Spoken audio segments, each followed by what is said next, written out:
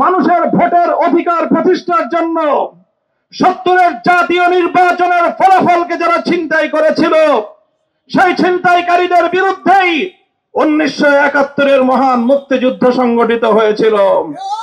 কিন্তু আমরা দেখতে পেয়েছি 71-এর 16ই ডিসেম্বর মুক্তিযুদ্ধের মধ্য দিয়ে অর্জিত স্বাধীন বাংলাদেশে সেই সংগ্রামের নেতৃত্ব দানকারী শেখ মুজিবুর রহমান সাহেব দুঃখজনকভাবে জাতির ইচ্ছা এবং অভিপ্রায়কে পায়ের নিচে পিষ্ট করে সদ্য স্বাধীন রক্তের বিনিময়ে অর্জিত একটি স্বাধীন মানচিত্রের স্বাধীনতাকে কিভাবে ভারত মাতার চরণতলে বলি দিয়েছিলেন। আমরা দেখেছি 72 সালে শ্রীমতী ইন্দিরা গান্ধীর কাছে গিয়ে বাংলাদেশে নতুন ভাবে সংবিধান তৈরি করবার প্রেসক্রিপশন নিয়ে আসলেন। আর এভাবে 1947 থেকে 1971 24 বছরের এই পূর্ব পাকিস্তানের আমলে আওয়ামী লীগ অথবা কোন রাজনৈতিক দল যেখানে কোনোদিনও ধর্ম নিরপেক্ষতার কোন আওয়াজ তুলেনি, 72-এর সংবিধান তৈরির সময় ভারতের সংবিধানের কপি পেস্ট করে বাংলাদেশের সংবিধানের মৌলনীতির জায়গায় ধর্মনিরপেক্ষতাকে স্থান দিয়ে প্রকারান্তরে বাংলাদেশের স্বাধীনতা ভারতের কাছে বিক্রি করা হয়েছে। এরপর 72-এর সংবিধানের নেতৃত্বে বাংলাদেশে এক নতুন চেতনা গজিয়ে ওঠে। দুঃখ এবং পরিতাপের বিষয় 53 বছর পর্যন্ত 71-এর মুক্তিযুদ্ধের নামে 72-এর ভেজাল চেতনা বাংলাদেশে সরবরাহ করা হয়েছে।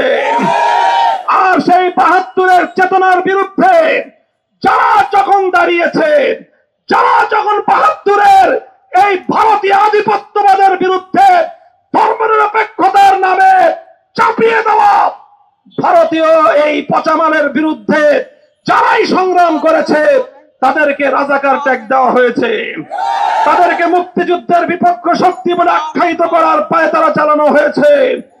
আর এভাবেই 72-এর ভারতীয় সংবিধানের চেতনার ভিত্তিতে দেশকে দুই ভাগে বিভক্ত করার এক অশুভ তৎপরতায় 53 বছর পর্যন্ত লিপ্ত ছিল বাংলাদেশ বিরোধী অপশক্তি।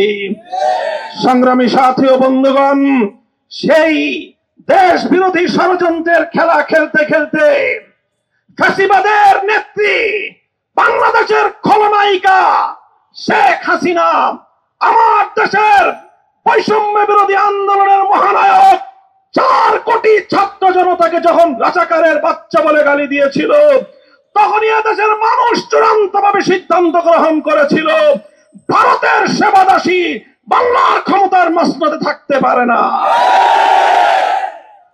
আজ 24-এর গণ অভ্যুত্থান পরবর্তী বাংলাদেশে আমরা পরিষ্কার ভাষায় বলতে চাই, 71-কে যেভাবে 72-এর চেতনা দিয়ে বিক্রি করা হয়েছিল, 71-এর চেতনার পরিবর্তে যেভাবে 72-এর চেতনা দাঁড় করানো হয়েছিল, এভাবে 2024 সালের এদেশের তাওহীদি জনতা, ইসলামী জনতার বিপুল অংশগ্রহণের মধ্য দিয়ে সম্পাদিত গণবিপ্লব, গণ অভ্যুত্থান, ফ্যাসিবাদ বিরোধী এই বিজয়কে ছিনতাই করতে আসলে রাজপথে মোকাবেলা করা হবে, রাজপথে মোকাবেলা করা হবে ইনশাআল্লাহ।